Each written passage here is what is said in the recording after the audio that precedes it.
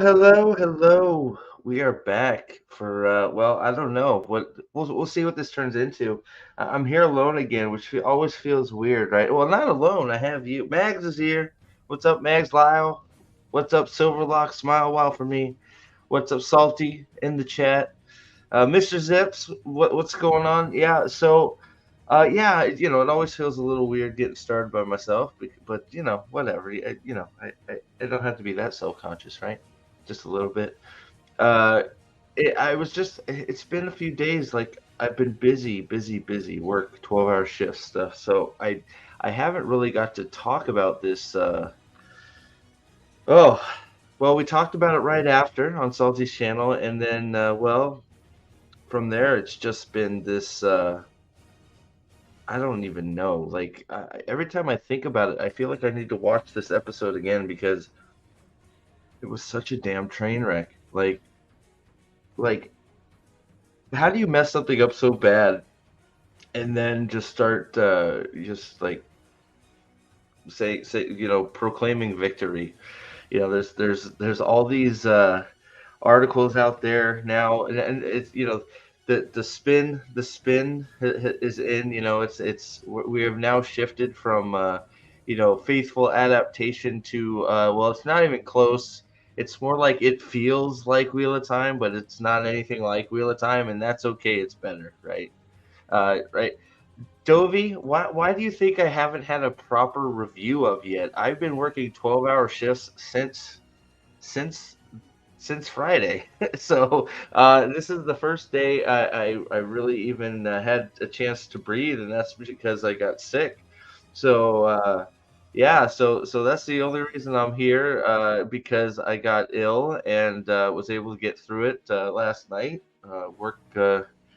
Working at the poo poo plant sometimes has its drawbacks, and must have swallowed a something yuck, and yeah, so I do have a job, Dovey. Jeez, Dentage. The whole show is Forsaken. That is an understatement. Well, I mean, the Forsaken live forever, right? Because they can't die. They can't die, and we're too smart to chop off their heads or anything like this. This could have been the greatest show ever made. That's why it's so disappointed. I'm gonna one up you on this too, Staple Bow. Not only could this be the best show ever made? And and you've heard me uh, say it time and time again. Joshua should be uh, the most sought after actor. He should be killing it. In a role like Randall Thor, should be a career maker, right? But not only that, the stuff that should have been spun off of this, whether it's you know uh, massive multiplayer RPG games, any type of video game at all that could have been spun off this, sort of like Star Wars has all the we haven't really got very many good Star Wars. Well, anything.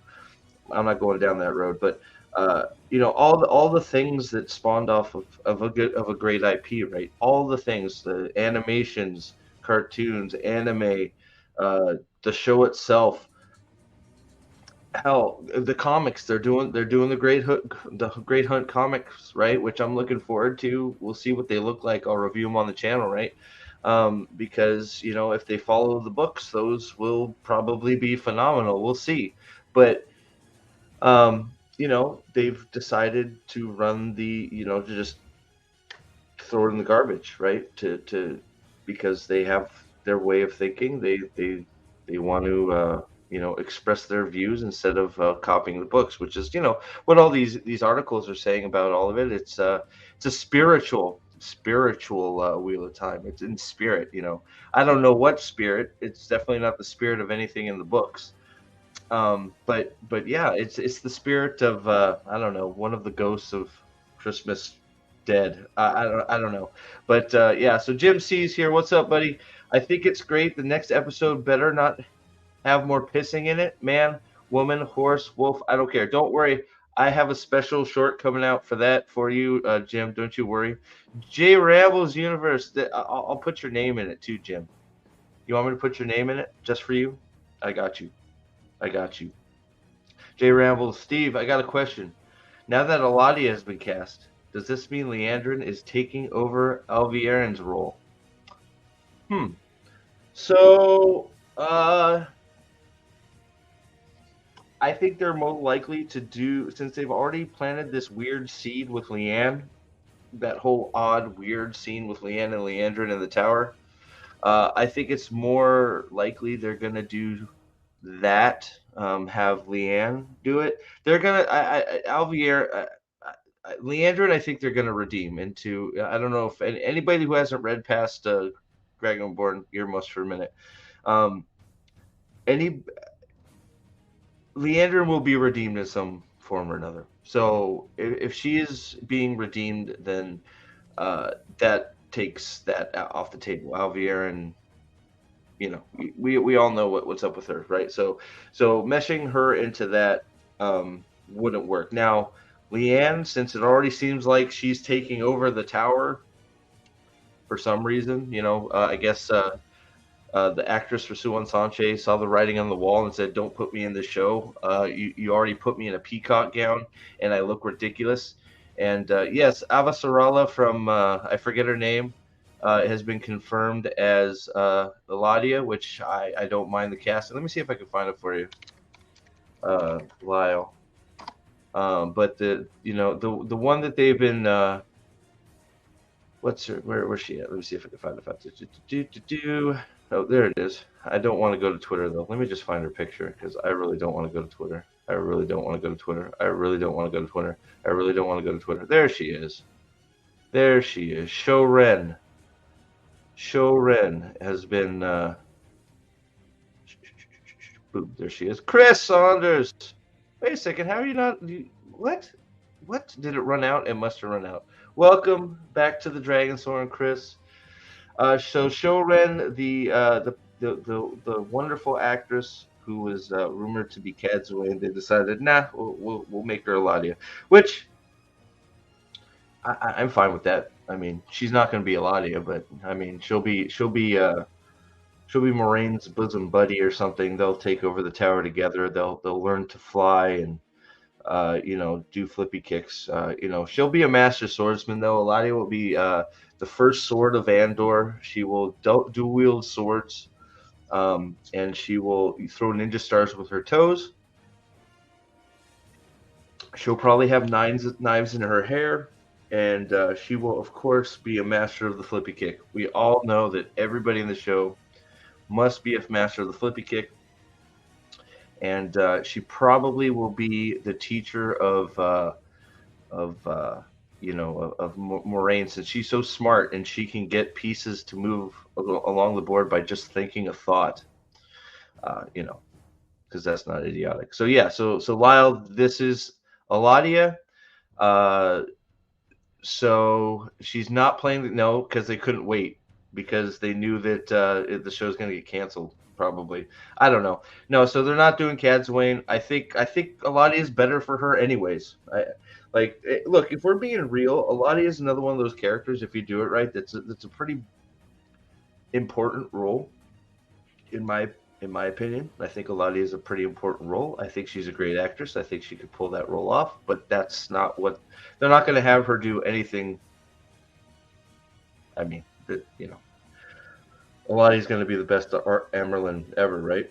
And Elaine's going to hug her, and they're going to have tea and drink prison wine out of Eladia's toilet this time, because Eladia will be Elida. I'm sorry, I always say Eladia. Elida. Sorry, I fixed it. Mesima, Elida. I got it. Sorry. But yeah, Elida will be the one who has taught Elaine how to make prison wine in her toilet in her room, because she did it as a novice herself. And then they'll have an orgy in the tower room, all of them, because that's how you become Aes Sedai in this. Didn't you know you have to have a giant orgy? They wait for enough Aes Sedai are accepted to be ready to be raised, and then they all have a giant thing. Yeah. So I'm gonna be putting the StreamYard link here in the community post here soon for members only. So if you want to come on and chat, you got to be a member. Does Elida exist? Not yet.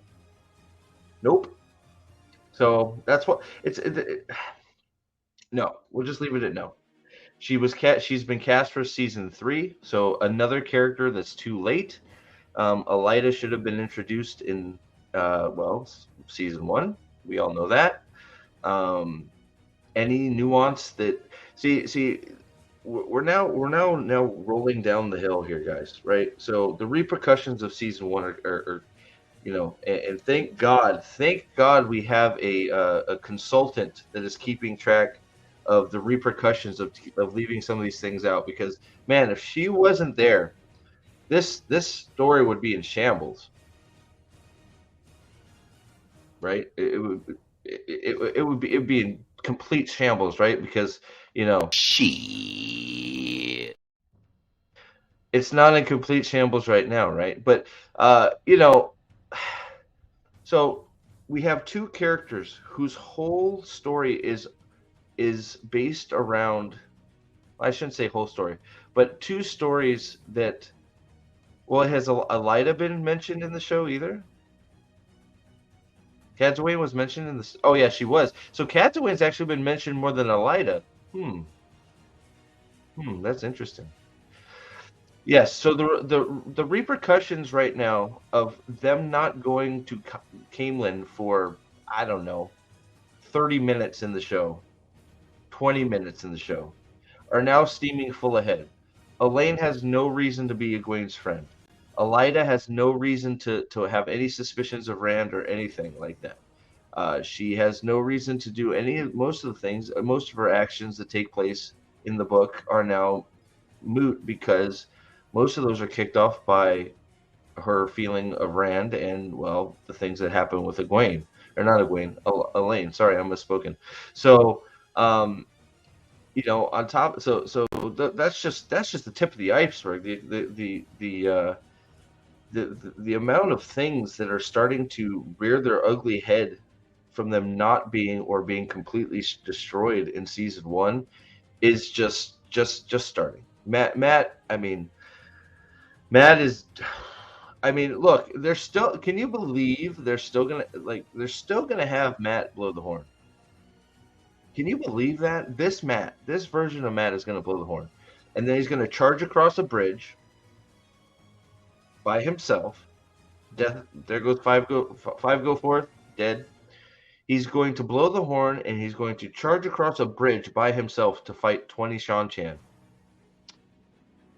That sure sounds like a gladiator epic battle to me, right? Like that opening scene in Gladiator, that gets you pumped up, and half the scenes in Gladiator, you could just you feel like you could just rip somebody's head off after watching them. You got the opening fight, you got Maximus's first fight in the arena, the duel, and the duel there, then the final fight between him and Joaquin Joker Phoenix, at the end. There's so many good fights, and of course they know that. At least they know that, so they go, well, Wheel of Time has, fights on the scale of Gladiator. But, Matt's going to run across a bridge with 20 guys to fight 20 Shan-Chan. Because, yeah, that's woohoo. That's what we're dealing with here, right? That's what's happening. And to be fair, the fight in season 2 was okay. It was too dark, and then you screwed it up. But it was like there was sort of like a glimpse of, wow, okay, something could something competent almost happened. It's the same thing with the wolf stuff in episode 4 for me. Something competent almost happened, but it's so muddled with other bullshit that Perrin's vision crap. Maybe somebody can explain it to me when I join, when I have you guys all start coming in here. Hopefully I say that and somebody actually comes in to talk, and it's not just me by myself. But William Hoyle, I canceled Prime after episode 1, season 1. You should all cancel too. William, probably a good decision. Most of us watch it in a group together. But I don't disagree with that for the most part. But I feel like it's important to be talking about this at least on some level because uh, there's a lot of well, we'll just say it. There's a lot of propaganda out there trying to destroy this franchise and say that this is it. Trying to say that the show is the show is better than the books. The show modernizes the books. The show does so much things better than the books. Yada yada yada yada yada. And well, I don't like being lied to. I don't like people being lied to and believing it. And then I also don't like people uh, trying to agree with the lie just to get clicks and to get access. I don't think it's right. So, yeah, just pirate it with all of us well, I shouldn't say pirate. Uh, Watch party it with the rest of us in the Band of the Red Hand Discord, right? Uh, no, Steve, no, they didn't give Rand his moment in the season one finale. Why won't believe Matt will? Because we've seen pictures, X. We've seen pictures, sir. That's the only reason. I wouldn't believe it if I didn't see a picture of it.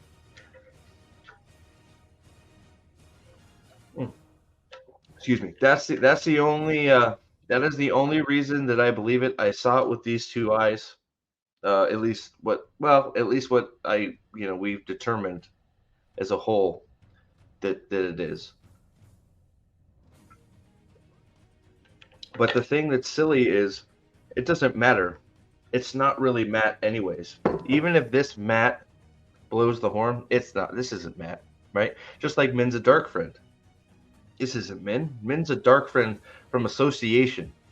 Like I had this discussion with my brother, right? They are Jay Rambles. They all are. That's just it's sad. Like the people that should be fighting for this, they're not, and it is shameful. It's sad, and those are the people that could probably Daniel Green especially. I don't know. I haven't watched any of his stuff for a long time, so those should be the people calling it out, and the people that should be calling out and have all these big followings, not just for this but for other things. They could institute some real change and demand better.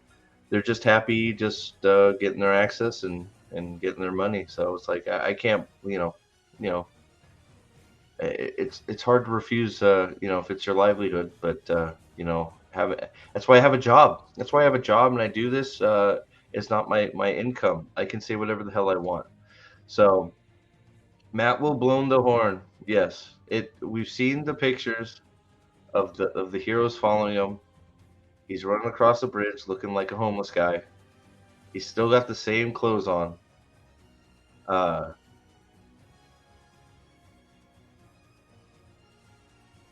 I'm surprised. Matt of the Dusty Wood didn't like episode 4, but watched it again with Amazon Watch Together and gaslit himself for not well, of course. That's what he does, right? Because, uh, yeah, he should be. These are people that are lifetime. They have done. I don't want to go down this rabbit hole too far, but uh, they've their lives have basically revolved around websites, products, cons of Wheel of Time, and they want their 5 minutes of in the sun, right? So yeah, but yes, I was shocked. There is, I can try and find it again, but there is an image of Matt running across a bridge in front of like 15 images that are blurry, that are just poorly done. Heroes of the Horn running to fight 20 Strong-Chan, because that sounds like Fall May to me. But yeah, Matt, yeah. So Matt's gonna blow the horn. No, not Matt. Not Matt is gonna blow the horn. Not Matt is gonna blow the horn. Because it's not really Matt. We all know that. And Min is now a dark friend. I had this. Sorry, I'm a little all over the place. My brother and me had this discussion. We haven't got to talk to it very much about it very much. One time I need to just have a discussion with my brother. My brother is a bigger Wheel of Time fan. Well, I shouldn't say fan. He's read the books more than me. He knows it backwards and forwards better than me. He got me into the series. If you've been watching the channel long enough, you know that my brother, my big bro, got me into fantasy in this this series, and he knows a ton about it, and we were talking about it, and he was pissed, very, very, very upset and pissed about Min because Min didn't even choose to be a dark friend. She just made a deal with Leandrin.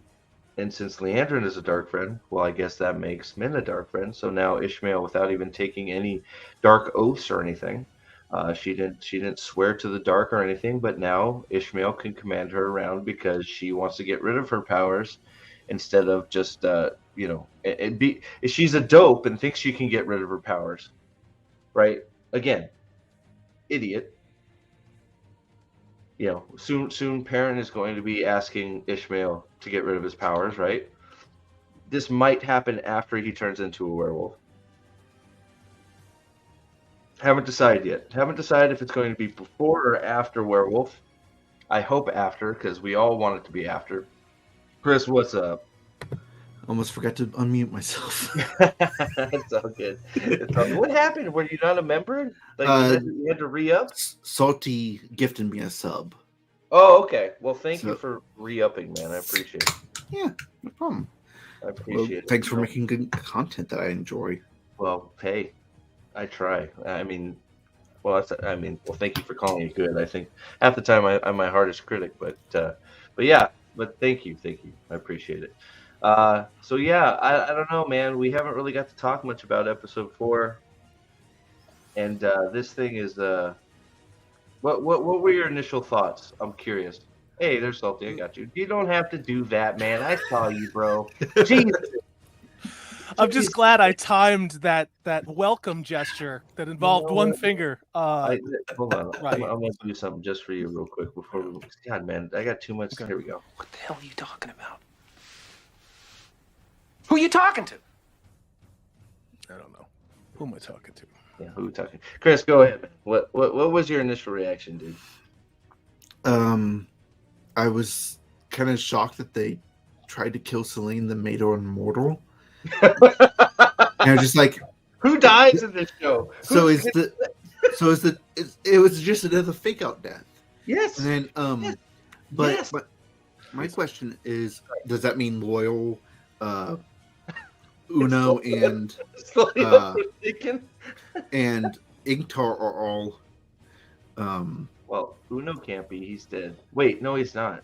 Well, he died at the end of season 1 anyways. Well, isn't Egwene on her way there? Can't she just resurrect him now? Yeah. Well, that's true. Maybe if the body's still laying there, she'll just is in episode 8 though. Maybe Uno's going to be like Kenny from South Park. They're going to kill him like every episode now.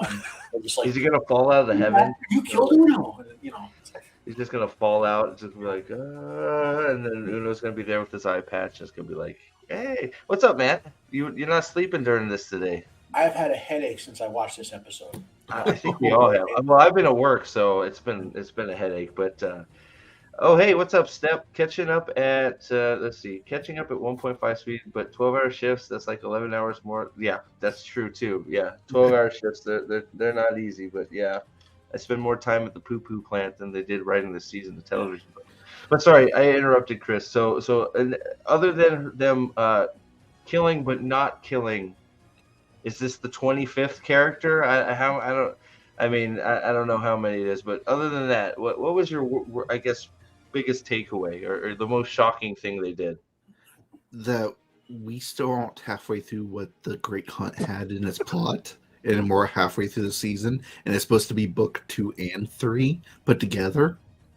But wait. Nuts. They went to Adelisa's cottage in the Dragon Reborn, so that's part of the Dragon Reborn, right? That remember that part where Moraine goes to see Logain and Carhian? That's in the wait, no, it's not. I'm fucking loaded again. Also with Moraine's sister's age, I got into I commented on Unraveling the Pattern that her age doesn't make sense. Because even if because in the show they do establish that it was the uncle that started the Aiel Wool, that means at absolute most he was in his 70s during that. I mean, at most, if his younger brother, Moraine's father, was in the same age category, at most Moraine could be in her 50s. That means there's no way for her younger sister to also be in her 50s now, unless they were trying to say they were almost twins. But also, you can take it more with that painting that they show, because that's clearly supposed to be Moraine and her little sister with a 20-year age gap. So that means even if Moraine's supposed to be in her 70s in this show, her sister would be in her 50s now. But it's worse than that, because more likely they were in their 60s, which lines up with the leaked script where she's in her 40s when she hears the prophecy that Randa's reborn. So while I understand their attempt to show that the Aes Sedai age slower, they just screwed their own plot. It's worse than that, because remember, Moraine was an accepted just becoming Aes Sedai when she first got the prophecy, right? So that's 20 years ago. Mm-hmm. You're forgetting the other part of the story, which is Moraine's dad was the husband of the Queen of Andor, right? Some sequence, and they wanted to, like, the Aes Sedai, she was afraid the Aes Sedai were going to use her to become the Queen of Andor, right? Because Rand's mother disappeared. Yeah. Remember, she was the daughter heir, the whole sequence in there. Yeah. Well, they basically took that whole complex series of things, which led to the idea of war, which I think layman, how do you want to say Laman's name? I always say layman because he's tired of war. You know, lame man. Oh, sorry. Go ahead. His motivation of starting the war, book spoilers, people. So, like, was part of the whole thing happened with Rand's mom leaving. Yeah. Which again, it's all tied up together with that 20-year-ago timeline, and this episode was making her 90 years old and Leandra 90 years old and Swan 90 years old and all that. Just flushed it all down the toilet bowl. Hey, real quick. Are we so glad we had that long conversation with Loyal about Avis and Dora and trees and steadings? When did they do that? That's the best part. They didn't. They didn't. I'm being an asshole. We learned about steadings to only be populated by female Ogier. Oh, Lyle, what's up, buddy? Make sure your mic's not too hot for me. What's going on? What's up, guys? There you go. Sound pretty good. What's going on, brother? Oh, nothing much. Just dropping in for a little bit. I can't stay long. My wife is cooking me a very nice birthday meal, so I'm just hopping in for a little bit. Birthday, huh? Yep. Today? Steve will sing you happy birthday. No, that's bad. No. It was last week. Okay. I've just been so busy, I haven't been able to get to it. Well, there you go. Hey, well, better late than never, right? Happy birthday, buddy. But what about you, man? You said I saw you saying something here in the chat. You said you had something you wanted to. I forgot exactly if you were specific. What's on your mind, sir? All right. Can I? No. Honestly, I just want to. There's a rant that I have been saving as this season has gone along that I can't hold it in anymore.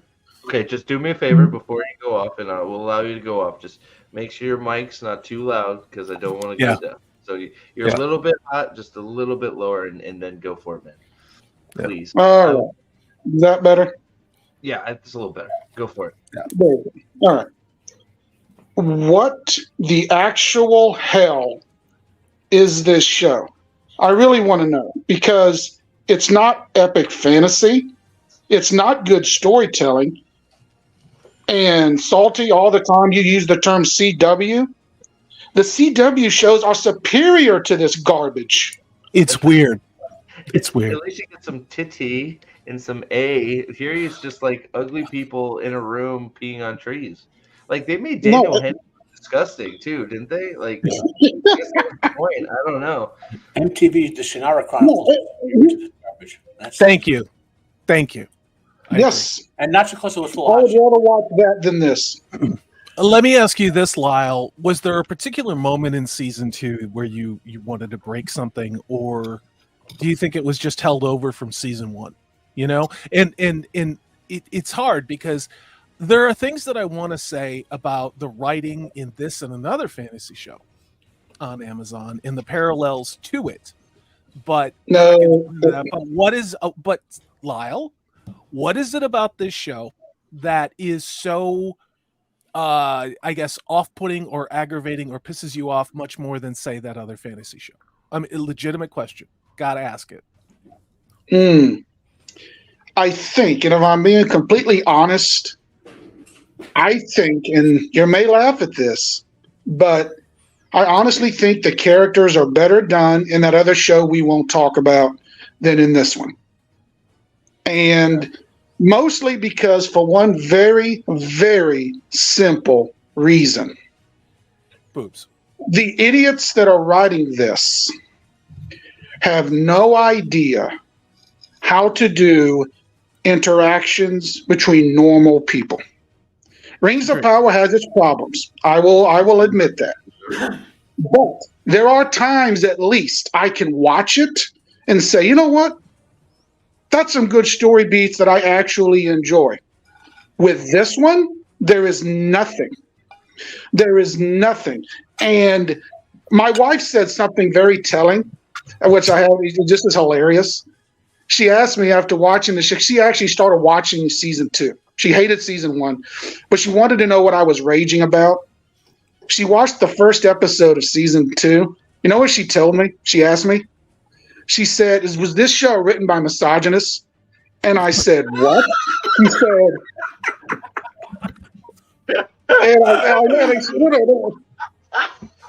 This is awesome. Dude, This is give awesome. your wife a hug for me, please. She is the best. Mrs. Hammock is now rules. Thank you so much. Rules. Go ahead, Lyle. Finish up. Sorry, man. I asked her, I said, why is that? She said, that's the only explanation. These men must be misogynists if this is what they think strong women are. Wow. And I was like, and I actually didn't have an answer to that. Well, they are. She's not wrong. That whole movement is full of. Yunan, what's up, my man? How are you doing? Welcome. Yeah, Lyle, that's the best. I love it, dude. That was funny, dude. That was funny. Can I just want to, because I can't really put my finger on it, okay? And this is gonna sound weird, but all the episodes of season 2 have been terrible. I really think probably 2 had the best scene, but I feel like 2 got me more pissed off than than some of the other ones. But I feel like we're going progressively downhill. Like we are. It's 1 was bad, 2 was worse, 3 is even bad, and then this one for me, I can't, and unfortunately I'm going to have to watch it again, but I can't put my finger on it why it felt so like it just completely and utterly destroyed the world completely. Whereas we know it has with the other ones too. I felt like this one was just on another level. Go Salty, go ahead. I don't know why this one felt like the rest were all destroying it. It felt like this one just like destroyed it, then smashed on it 5 times. And I can't really place why I had that feeling initially. But go ahead, Salty. Well, when we were watching it or trying to watch it, I can't believe it was Thursday. Yeah. What I did is I closed my eyes and I thought I was hearing an episode of ER from the 90s, or an episode of Northern Exposure, or an episode of some NCSI show I would never watch. Like if you're getting your oil changed or you're getting your brakes worked on, and they have that stuff on in the waiting room, and you hear this completely idiotic, generic dialogue. And out of everything that we've watched in season 1, this particular episode felt like it was literally lifted out of NCSI. Like there was some algorithm that somebody's following that they did for a police procedural drama, and they just stuck that in the middle of this show because it was better than Rafe Judkins' script. I mean, that's the only thing I can come up with, Steve, because it is jarringly wrong. And I try to talk about it in my video today, but it's every time we watch this show, it's like I need to detox from ingesting this because it's toxic. It's weird. Yeah. Well, Go ahead, Lyle. Well, I was going to say this. One of the other problems with this show, no one in Hollywood knows how to write epic stories. And when I say epic, I mean epic adventures, Lord of the Rings, Wheel of Time, the greats of, they don't understand epic storytelling. Epic storytelling is not the same as ER and all your fancy modern stories. It's a different type of storytelling. And these idiots don't know how to do it. Well, they hire people, Lyle, that I'm convinced, like, look at Payne and McKay. Payne and McKay did something. Okay, dude, this is not directed at you. Okay, I've got to remember who I'm talking to. But Payne and McKay got close to $1 billion. Okay, and the audience retention you can't argue with. Okay, less than 30% of the people finish the episodes. Wheel of Time is somehow it is underperforming even that with the writing, and I don't understand this. Why you hire people who don't have experience unless it is because they are the only people who will follow your diversity, equity, and inclusion playbook and destroy the whole goddamn thing just for ideology. Although that doesn't even pay anymore because the ESG funds are losing billions of dollars. That is a real thing. And now they're rebranding it. It's no longer going to be called ESG. It's still going to be entertainment, but it's going to be called conscious capitalism. Wasn't in the news recently that didn't Vanguard announce they're pulling out of ESG? Yeah, but there's other stuff going on. Vanguard is a front for some other stuff that's going on. This is not going away. Hollywood has sold their soul. If you think Disney is going to turn around, Warner Brothers is going to turn around, Amazon, they're not going to. There's a reason why they're doing it, okay? And it may just be, and this is not my channel, that they don't care about real money because when we all go to digital, it won't matter anyway. Think about that one. Maybe Salty's crazy. Just going to park You're that not right I there. know. I was just curious because I'd heard that, and I was just wondering about that. I didn't know. One other question about this show. I do have a question though. This is for everybody. Can anyone tell me the through line of this season? There is no through line. Idiot. Who said that? Go ahead. Was that Elon? Yeah, there is absolutely no through line from start to finish. They have no end goal. They have no goal within episodes. Yeah, you're right, dude. Sorry, I was making sure so new emoji. What part of the bigger emoji is coming in, so. Show range. Back to his previous thing about like people not understanding how to write high fantasy. I do believe that is particularly derived from the fact that a lot of these people grow up in concrete jungles, meaning they don't experience life. Some of them have, probably never left San Francisco. Like all they know is concrete skyscrapers. Yeah. I think you're onto something there because you can't appreciate how big the world is if you live in a very small one. Also, the scale of what bravery is and what accomplishment is seems to have been radically diminished from my generation through where we are now. Okay, like just because you showed up and played a game doesn't mean you got a trophy. Just because you showed up and didn't do very well on a test doesn't mean you got anything other than a D or an F. We now live in a world where it's racist or something if someone calls you out for not trying. Well, and I don't think these writers, and I look at someone like Rafe Judkins, I'm not sure what he has accomplished from a physical world standpoint, like hiking, biking, fishing, hunting, doing anything. Is heroic posting shit talk on Twitter about Orange Man? Is that what we're talking about with these people?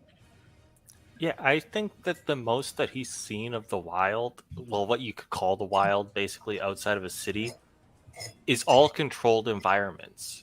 So whatever they used for a set in Lost, whatever they used for the set here in Wheel of Time, it's all controlled environments. It's none of that rustic nature that you get It's all just being in the prairies.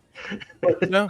My only disagreement with that would be then they'd be good at writing urban stuff. They just suck at writing. Just suck completely. That goes to my point with what I said, and I did a video today, okay? But it was talking about the dialogue feels like it needs to be in a cafe in Portland. The dialogue felt like it needed to be in a ICU with a heartbeat monitor beeping. It had nothing to do with being in a fantasy setting at all. I don't think it had anything to do with any. I get what you're saying too, right? But I think that because it's funny because like since there's nothing on TV, I started watching ER again just to pass the time, I love that. The AR is a great show. The dialogue not only is like you said, so you could just freaking, but it doesn't belong there, and it's idiotic dialogue. It's like all you have to do is listen. You listen to Moraine and Logain. Just listen to that scene. It's pure nonsense. It's just Moraine goes into the insane asylum. Again, we are talking about Wheel of Time. Moraine goes into the insane asylum after she fast traveled. She hit the fast travel button on her freaking Hearthstone so she could get from Carhian to wherever the hell she was, right? So she fast traveled, goes right into the insane asylum, even though she's excommunicated from the freaking tower. She goes in there, says, "Oh, well, Logain, you're here because I said so." It's like, no, but they don't ever show it. You can't have dialogue like that. You need to show it. Like the last we saw of Rand was him saying, "I'm going off to the wild," and now she's like, "I sent you to Carrion." So no, it's you not didn't. It's not even. Yeah, right. It's not even a fact that they need to show it. It's that it never happened. It didn't happen. She did not send him to Carhian. That's why they're not showing it. They're not. It's not. That's what I'm trying. They didn't. There's nothing to show. The event never happened. She did not send Rand to Carhian. She did not get Logain transferred to an insane asylum in Carhian. It never happened. But she says she does. All like idiots because they go. They're retconning their own script. Now we can say that, or what they're doing is they're carrying forward the script that was shot that was mostly replaced for season 1, which I'm convinced of. Okay. I want to. The issue with that. Go ahead. The issue with the reshot script is like they kept most of the script. I don't think they changed really any of it.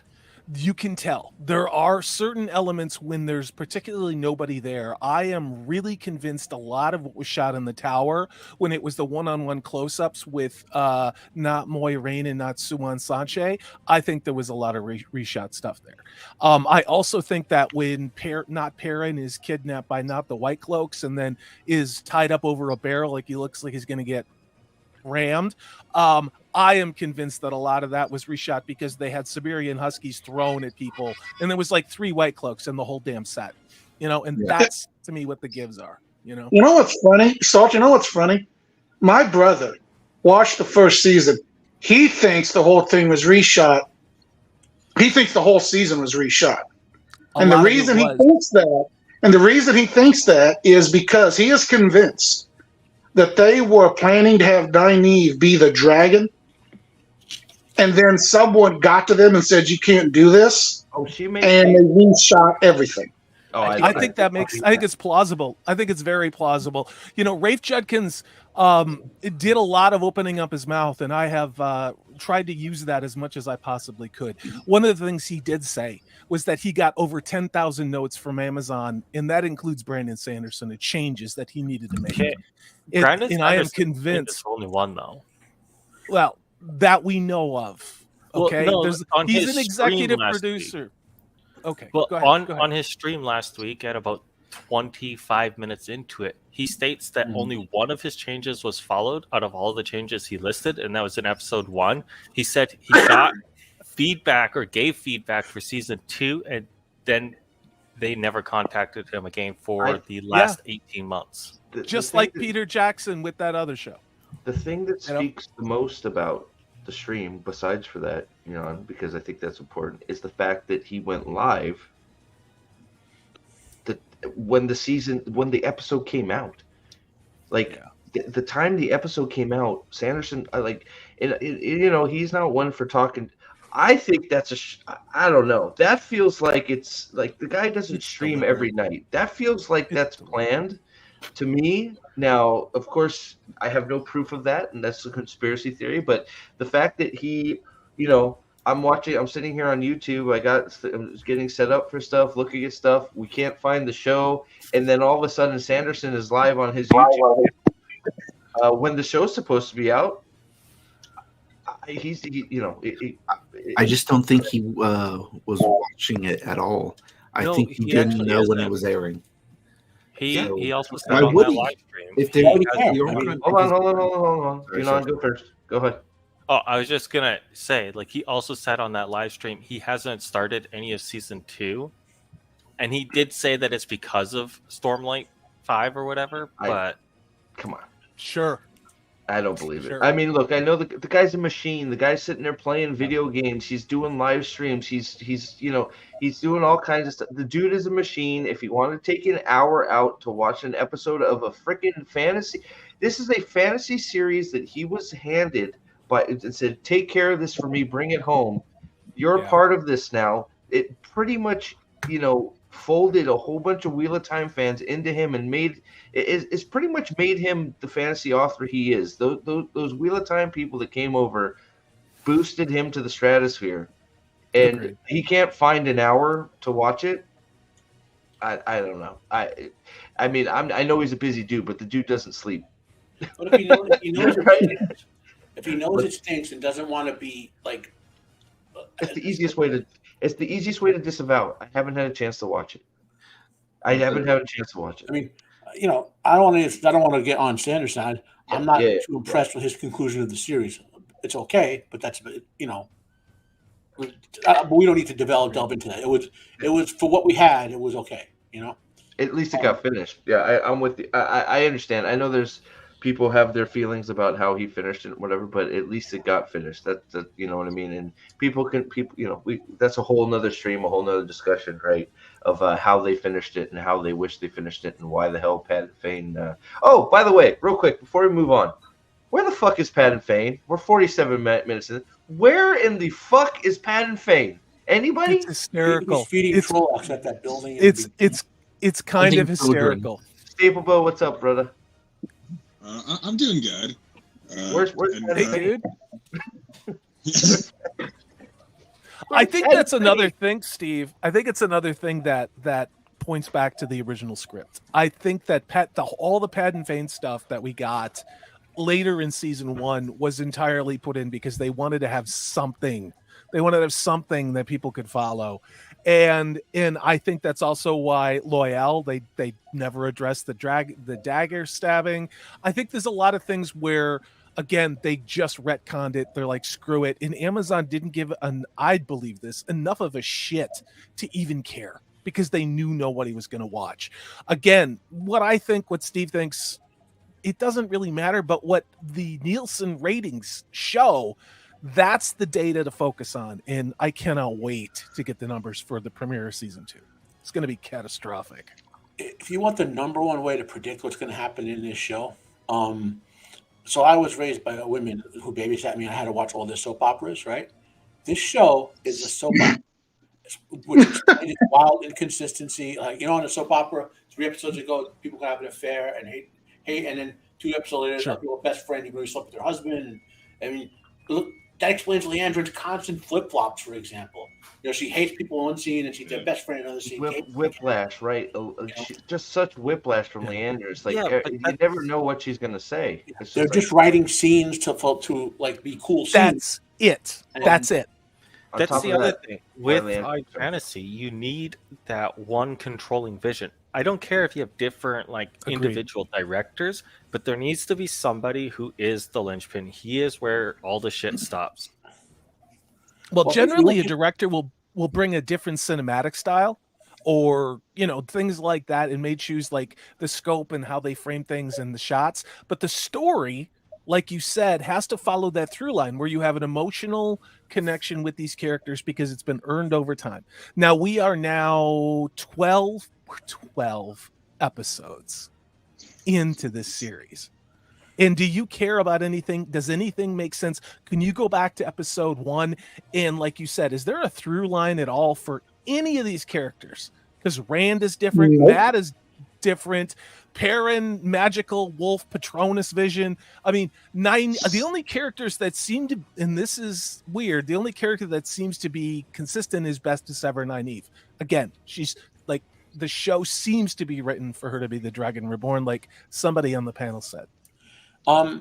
So if you look at the shows in the modern era that are successful as adaptations, Reacher, Terminalist, One Piece, what they have in common, this is why I blame Harriet for this, is the showrunner has control over them. They have veto authority over everything that happens in those three shows. And I blame Harriet because when she did this deal, I don't know, 7 years ago or whatever she did for the show, Red Eagle. She didn't retain control over her husband's life work. You know, I mean, Christopher Tolkien retained control over anything he had control over. Remember that? And for the most part, and when he didn't really have control, like with the Lord of the Rings movie, Peter Jackson respected Christopher Tolkien's wishes to some extent. There's disputes, and I'm not going to say it wasn't, but so I want to know: do we think? So Patton Fane is missing again. We need missing signs for Patton Fane. But do we think when he shows up, it's going to be we're going to have the? Do you think we're even going to get a flash? Like, because I'm flip-flopping back and forth whether Patton Fane, because we know from pictures now, guys. This is sort of a spoiler. We know that there's a picture out there floating around of Loyal with the Horn of Elir box, at least under his arm.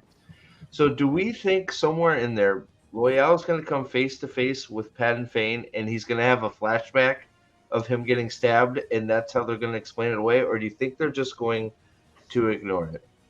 They're just going to ignore They're it. going to ignore it. Ingmar back. They don't have a way to address it. Exactly.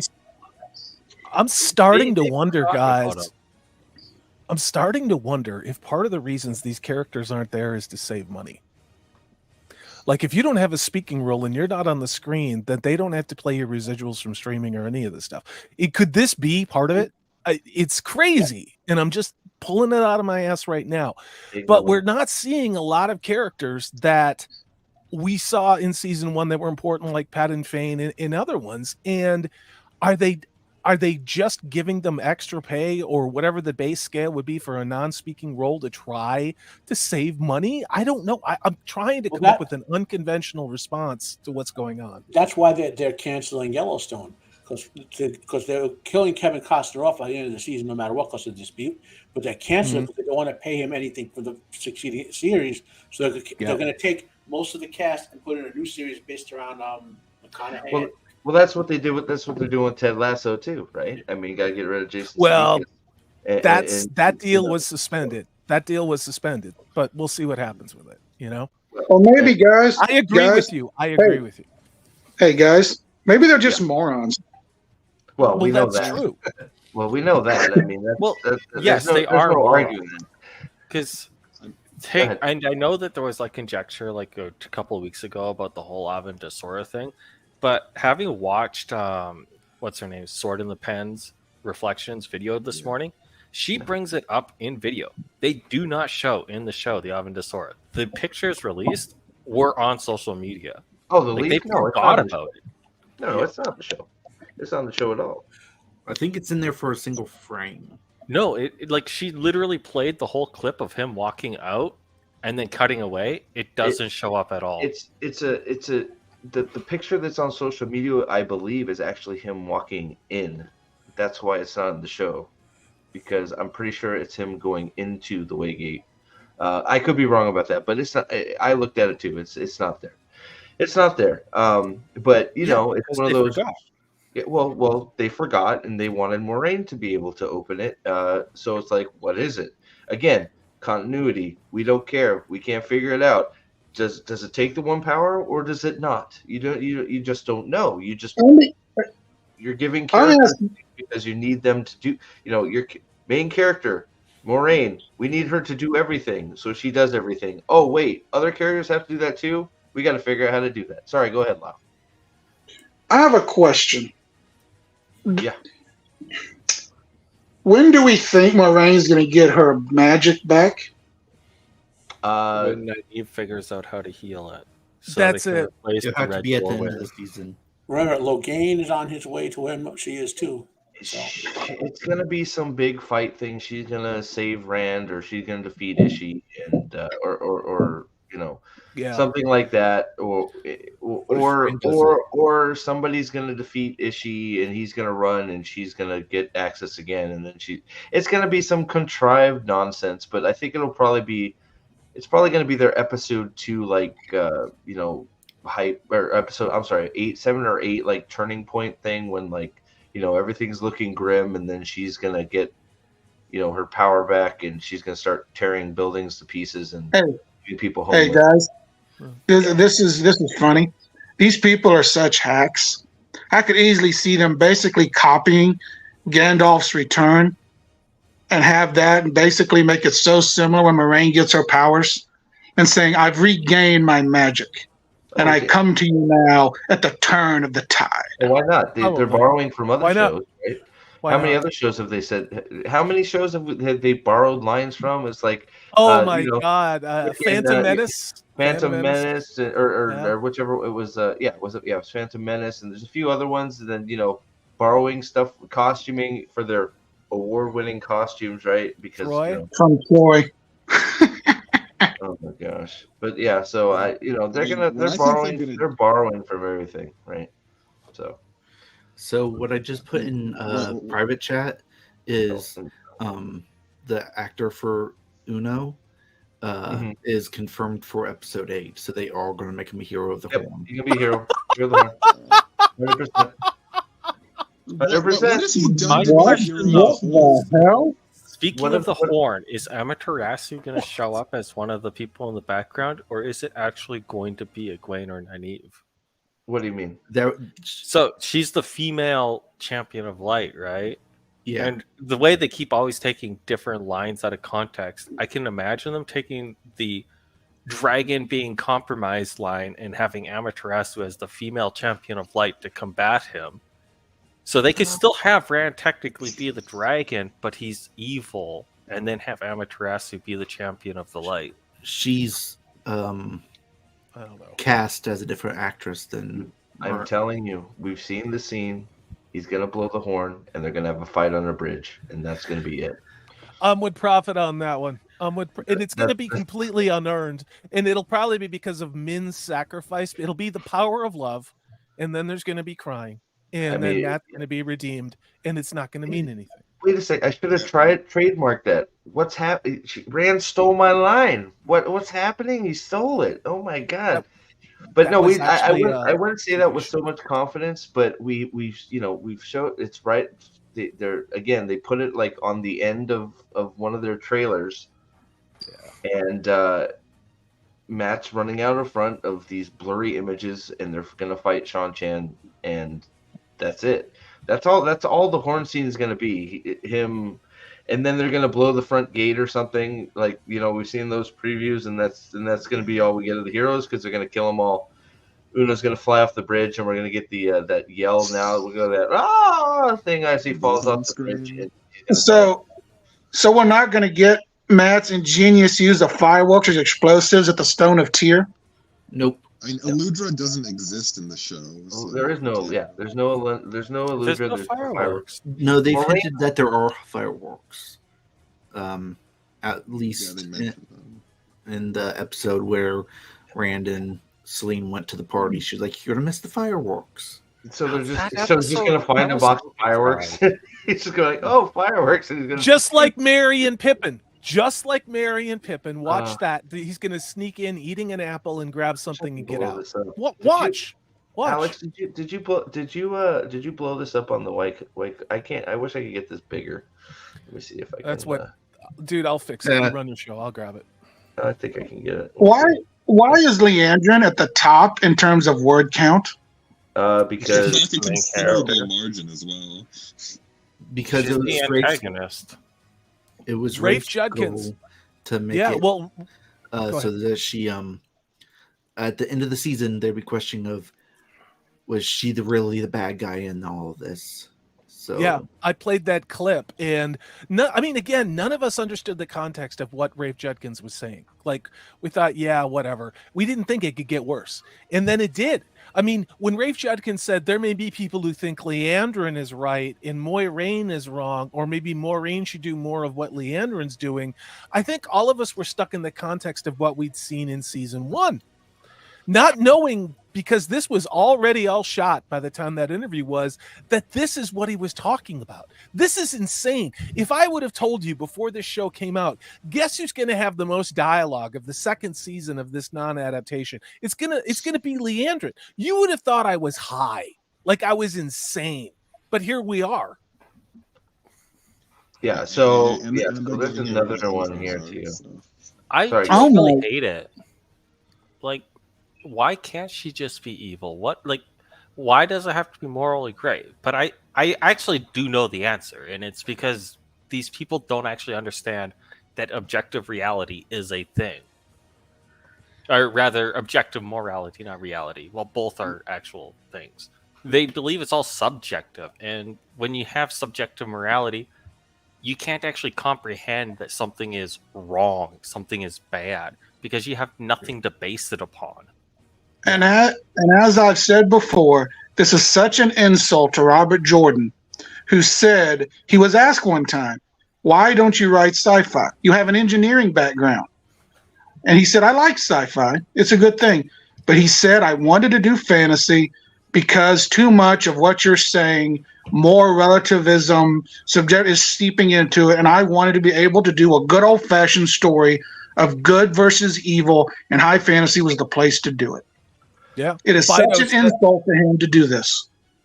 Bido says this is postmodern views. It's very true. It's very true. So is the ability not to defend yourself. These characters in these stories are neither inspirational or aspirational. The point of telling a story is every story essentially is the hero's journey, whether it's the tortoise and the hare, the little engine that could, any of those little golden books that you got read as a Gen X kid. We can't have that anymore. We have to have non-entity people who don't have morality, who don't know what right is, who don't know what wrong is, who don't know what gender is, who don't know any of that. And all of our entertainment is permeated with that. Just exist, be a blob, and consume. Those of you who get to be here, at least, you know? So real quick here. So you have screen time is, now this is episode 4. Nynaeve, and then Leandrin is right after Rand. And then you go down the list, right? The one that I always seem to latch onto is the talkativeness one, because that's just what you're doing while you're on screen, right? So even if you're on screen for 37 minutes, right?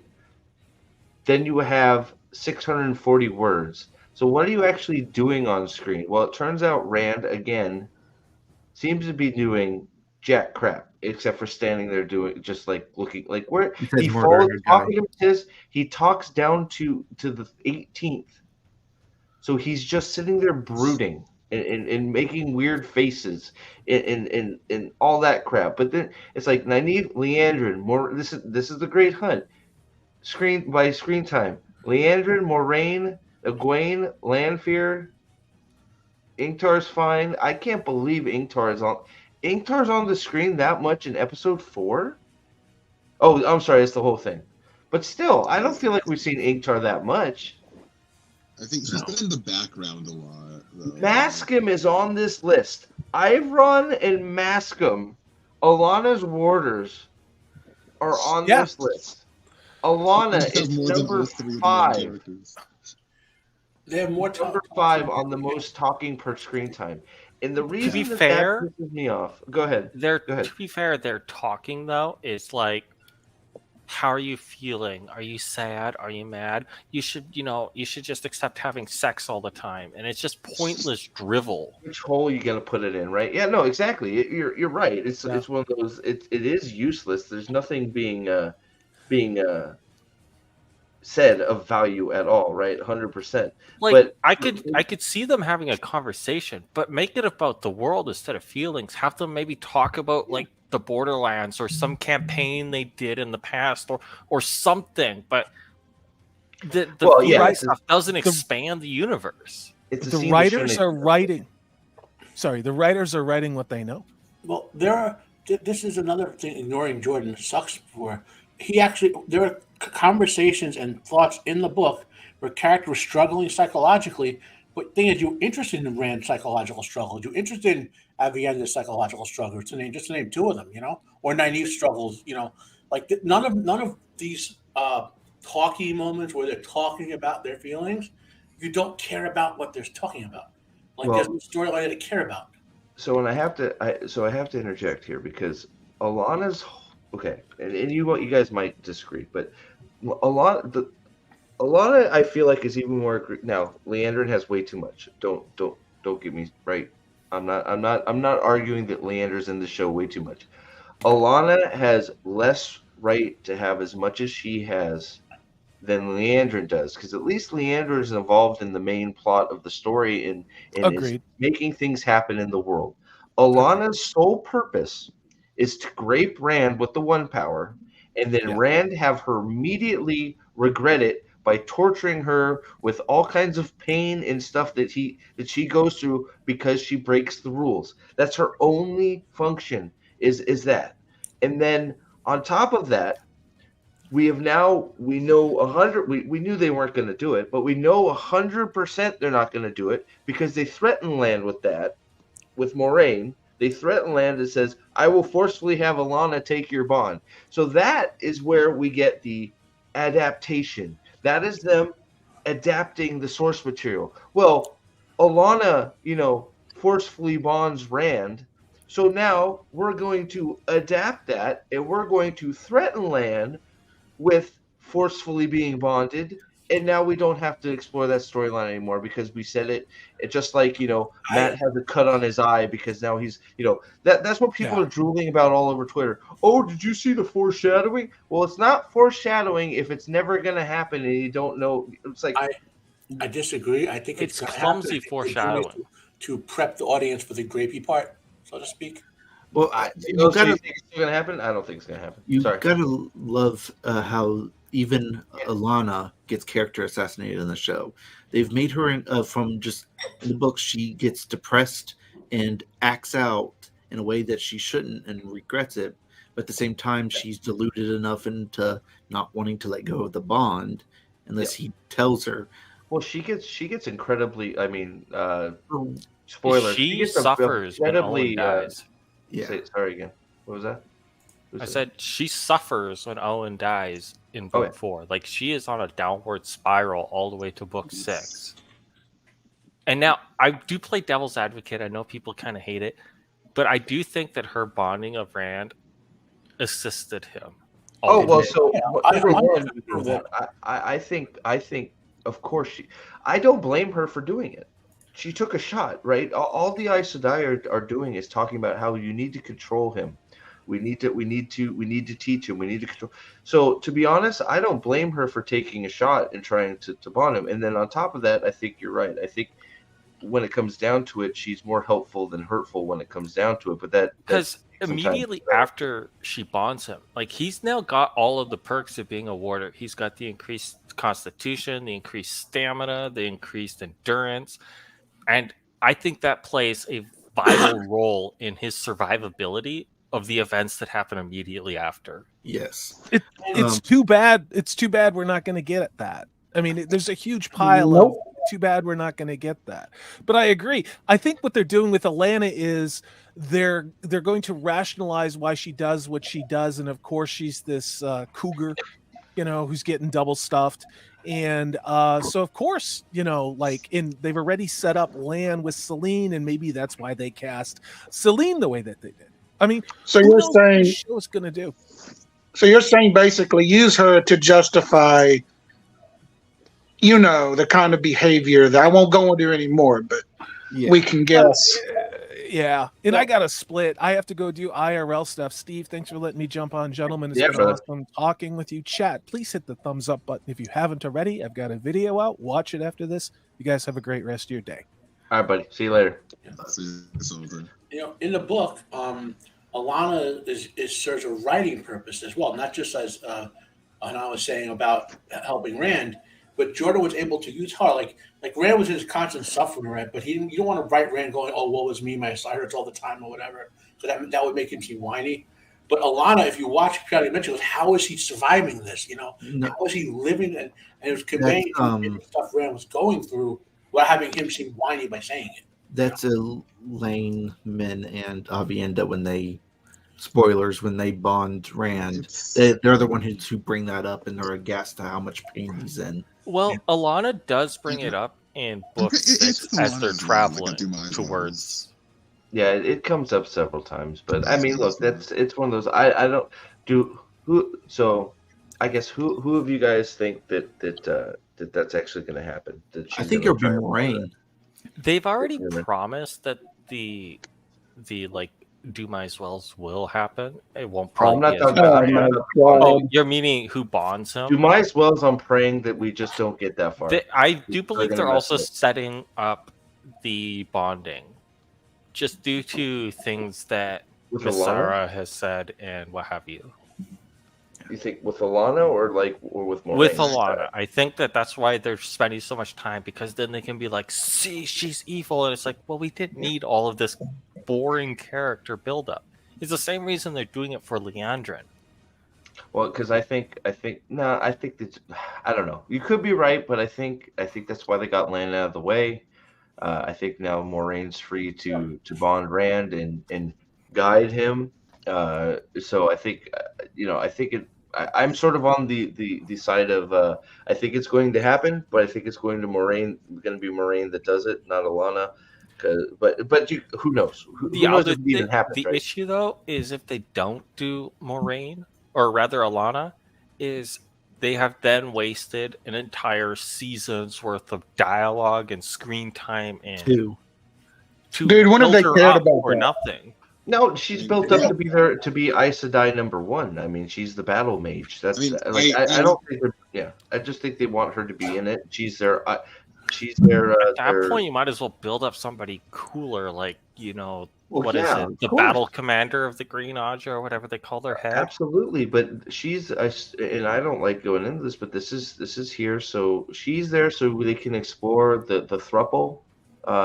That's why they decide, instead of letting Rand have his relationship, they're just letting Alana do that, and that's where they can I don't think they have any great aspirations for her other than it's just we can have our sexy time scenes with her and. Speaking of that, I think there's another reason, is the fact that she is Indian. Like, there's nothing wrong with that, but it hits that DEI quota and allows her to be on screen, and they can be like, we're incredibly diverse. We have this. They already did Dumais Wells really badly with Logain. Basically, they were using Earth to make explosions. Yeah. They weren't using wind. They weren't making fireballs. They weren't doing That lightning. is still the cringiest scene ever. It's like, what she blew up some leaves. Way to go! Like, what is that? Logain and his small army. And Elena could be writing for the actress again. There's a lot of that going on with the show, writing for the actress or actor, not writing for the actual story. And I want to ask you guys something real quick, because I'm sort of floating back and forth. The Perrin scene, okay? And for real quick before Elias is sort of like Elias is like the best of the worst for me. He's not Elias, but like it's the least offensive, I think, for me. But the reason I say that is the Hopper scene. I feel like it could have been okay if they didn't screw it up with all the plot vision shit earlier. And I know they're trying to make it sound like he's just communicating with the wolves by mistake, which I think is ridiculous and stupid. But like, how did you guys, Chris? We'll go, Chris. How did you feel about the Hopper scene? It was an interesting way to visualize the wolf language if they hadn't muddied the water with the sniffing power. That's how They should have kept those as two separate powers, or have it be a advanced technique that you have to practice at. No one in the show practices. No one masters themselves. And that's one of the important parts of the series, is getting an education, training yourself, and becoming a master to be able to do something great. Matt, what do you think? Oh, about the Elias situation? Well, the Elias, the scene with the whole Hopper scene with them doing, trying to show how parents supposed to be communicating with the wolves. Do you think it could have worked if they didn't screw it up by muddying the waters? Because I agree with Chris. I think If it's one of the things that could have worked if they didn't screw it up. if you look at the scene totally out of its context, like you were saying, and it's back in the first season where it was supposed to be, very Yes. important. Okay. Yep. And it could have worked. Okay, because I'm like many people, I'm okay with the way they're trying to convey the wolf communications as these weird yellow visions. I'm okay with that if it was just wolf communications. Where I get the problem is why is Perrin going into a room with flies and seeing Pat and Fane kill a bunch of people like he's Captain Hindsight from South Park? Like now it's like you've done. It's like, so what is it like? So you're telling me that there's random wolves out there showing him that this happened, or that, like, it doesn't make sense. Just leave it to what it should be, which is communicating with the wolves. Yeah, I agree with that. I'm just saying, like we're looking at it, we're looking at it in isolated context. That's what I'm saying. Like if it was, I mean, the problem. You're right too, there, son of Jockster. But I'm not talking about. You're not wrong. But go ahead, Matt. Sorry. It's like there's so many things that they do wrong with this show that have nothing to do with the woke and nothing to do with the bad writing, right? Like they could, let's say they were doing a 100% faithful adaptation that wasn't woke. All these other things, like the visual depictions, could still be wrong and make it suck. You know, like sometimes the woke stuff and make people forget how bad the writing is, and sometimes the bad writing makes people how bad the other stuff is too. Like you mentioned way back, like what Rings of Prime versus this, why Rings of Prime seems more watchable. If you ignore the horror of destruction of Tolkien's work in the writing, right, and ignore the woke stuff, the backgrounds, the CGI, and the soundtrack are all very well done. So there's kind of something there to keep you wanting to look at it. Whereas this show, almost every single scene looks wrong or is too shabby. Or I joke about this. I'm like, they must have thousands of blue bathrobes for the people in Carhane because they're all wearing blue bathrobes. If you look they're all well. Matt didn't get a single bathrobe. He's still wearing the same one. SB, glad to see you, buddy. No, they gave Perrin Rand's scene, and they did it terribly. Yeah. So instead of having the flicker, like the blink blinks, it's just it's just Perrin seeing a bunch of flies and dead people, and then he gets plot vision and watches Pat and Fane kill a family, and that's it.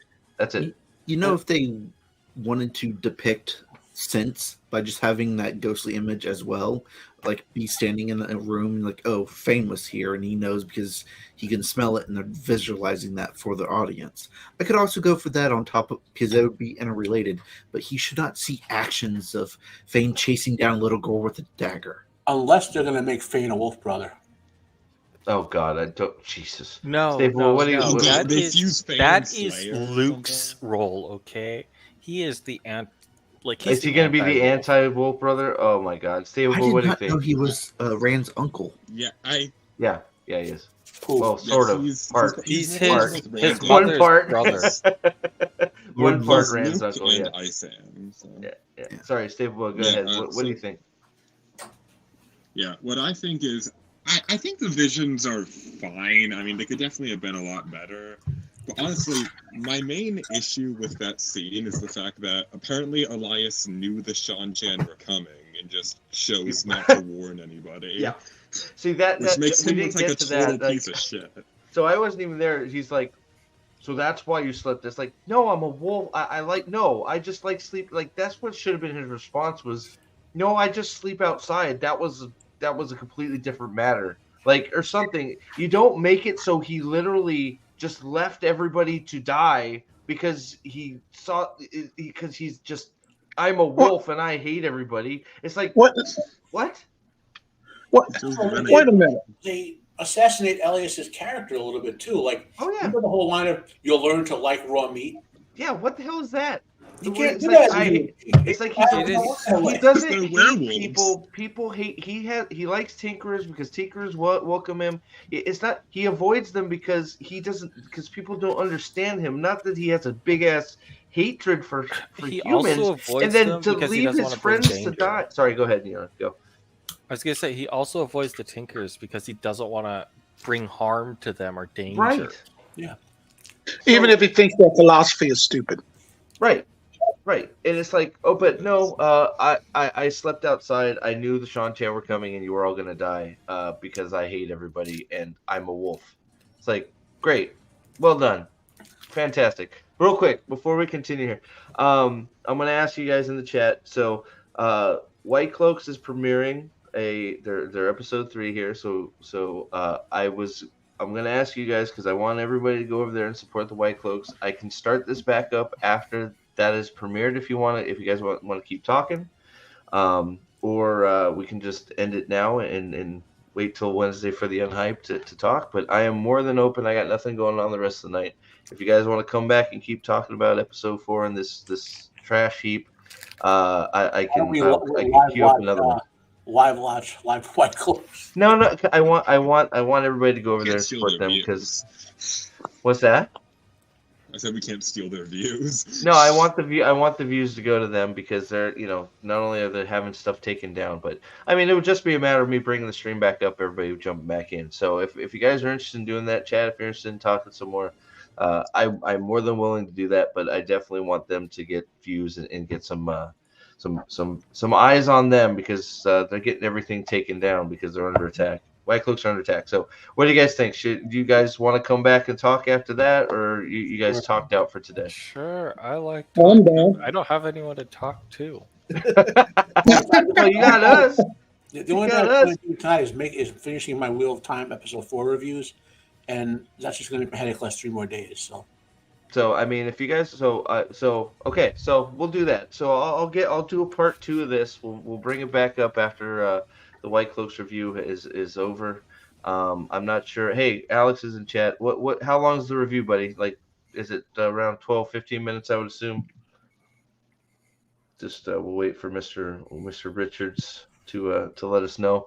Yeah, and if you guys got any topics you want to talk about, just come loaded. Any videos or anything, maybe we can take a look at the episode 5 preview together. Oh, we yeah, could all do that. vomit. Also, and, yeah, go ahead, Lyle. Also, I have to say, when we get back here, you guys know, I'm a big Egwene fan. She's my second favorite character on this show. And what they have done to her this season is unforgivable. What they have done, it is. Is she like a jealous I'm far from a Egwene fan, but I am. She's been massacred. I am fully on board with the evil Egwene and thesis that's online, the 18-pager. So I think she's being depicted accurately. Well, of course, I will not stand for Egwene slander. If you hate Egwene, they're right on target. If you don't, then they're massacring her. But no, Lyle, I'm right there with. Look, man, I don't think we just end up landing on the big 3 a lot just because of how badly they're portrayed and how little they're on the screen, quite frankly. But the Edmonds Field 5, 100%, all of them have been destroyed. Oh, that's funny. Brian comes in just as we're about to leave. We're gonna come back after the White Cloaks video airs. They're premiering. Yeah. I linked it in the chat. So guys, everybody here, please after you leave a like here and get ready to take off. We got the episode. Is it episode 3, Alex? I didn't even freaking look. I think it's episode 4. I know they keep taking down all your stuff. It's episode 3. Yeah, so the episode 3 review on the White Cloaks is going to be premiering here in a minute. Please hop over there, and I'll link it again. Here it is. I just put it up there. Let's go right there. Boom. There it is again. Go ahead and show them your support, your love, and we will be back here in about 8:30, right after it's done. It's about 18 minutes. That'll give me time to get some food, and we'll come back in, watch a preview of episode 5, and talk about whatever you guys want. So thank you all for being here, and hopefully we see you guys back in a half hour. Go support the White Cloaks, and we'll go out on let me get Staple. Oh, I removed him. Corporeal, whatever. Everybody's leaving. Bye. Go to the White Cloaks, and we'll see you guys back here in a half hour. Thank you. All hail the Lord Dragon. And Stay corporeal. Where's my damn freaking? Everything is frozen on me because people are leaving. Okay, whatever. This stream is brought to you by. Have you ever been misunderstood? A puppy in a rage monster's body? Well, we here at Trollocs Lives Matter believe there is a human inside all of us, and they were effectively genetically engineered war tools. TLM, because even nightmare fuel needs love.